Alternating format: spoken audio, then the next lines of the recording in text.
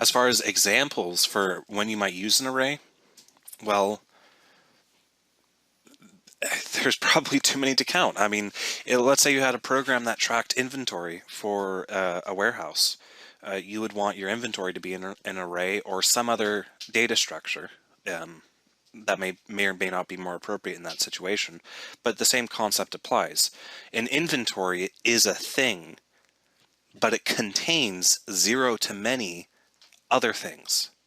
And that's what an array does. An array contains multiple stuff inside of it.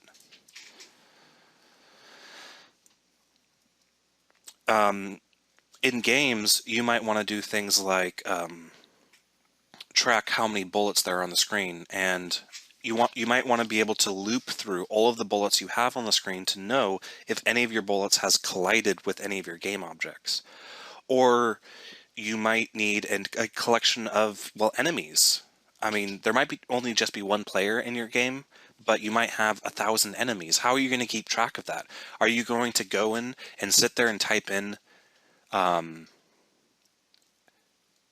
bad guy 1, bad guy 2, and so on and so on?